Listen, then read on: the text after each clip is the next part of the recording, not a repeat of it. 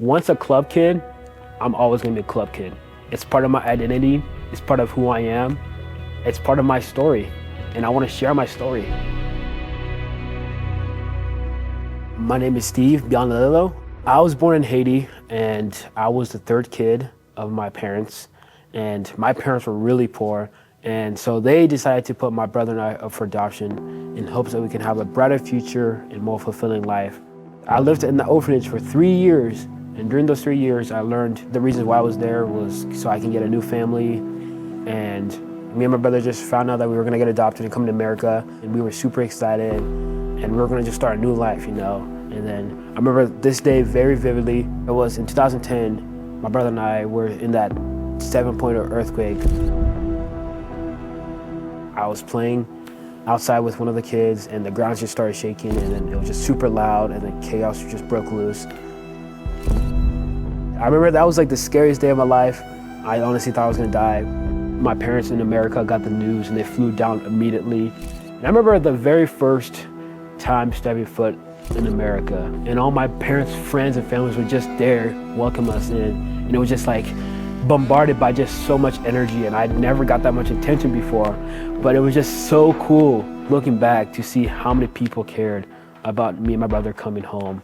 I had my mindset that like I wasn't wanted, but I got welcomed by all these people who they were there for me, who were there for my brother. That was just a brand new start of my life. I started going to the club when I was 10 years old, I believe. And I just was so excited to like be a club member. There was so much that was happening, so much laughter, so much fun that was happening within the doors.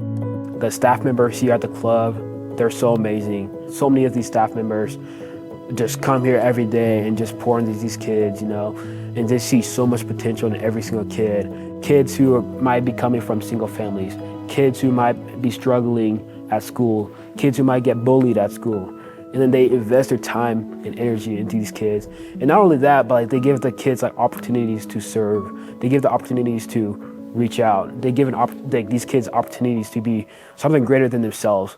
And like for me specifically, I think I was in middle school, and they asked me, hey Steve, do you want to do the Youth of the Year program? I'm like, Youth of the Year program, what's that? And it's like, oh, it's this program where you share your story and like what the club means to you, and you go and say a speech in front of like all these important people. I don't know, like my story's cool and all that, but like, I don't think I'm like the leader type guy, you know?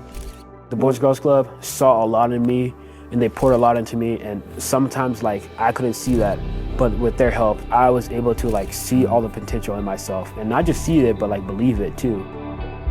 One of the biggest life lessons that the Boys and Girls Club has taught me is resilience. Honestly, I'm so grateful for that, because it has taught me that A, I can overcome a lot of things, and B, like not just am I overcoming it, but I can use it to empower myself and to empower others. My parents gave me up for adoption because they wanted a brighter future for me. And the Boys and Girls Club is helping me see like that bright future that I have. It's pretty crazy to think about like where I'm at today and like what I had to overcome. God doesn't make any mistakes, you know, and so what I went through was for a reason, and it helped me prepare for what I want to do in the future, you know. And I'm going to use that for the rest of my life. I'm going to use resilience for the rest of my life, and that's something I'm indebted to the Boys and Girls Club, you know. If I could go back in time and tell little Steve some advice, I would tell him to not give up. I would tell him that yes, life can be tough. Yes, we don't understand a lot of stuff. Yes, we miss our mom and dad. Yes, we lost a lot of things. But there's like so much that I can accomplish, and so much that I will accomplish, so much that I can do because of that. And you can't see that right now, man. You can't see that right now. But trust me, someday you're gonna be looking back at life and you're like, wow.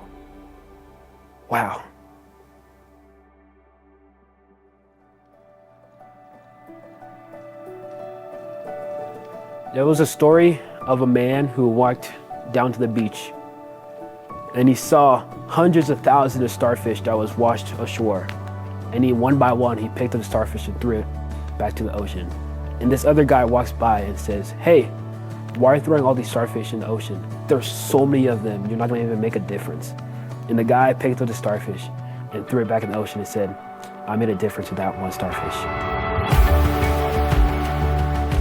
The way I want to live my life is making a difference to the life of that one starfish. Every dollar that is donated can make a huge difference to that one person.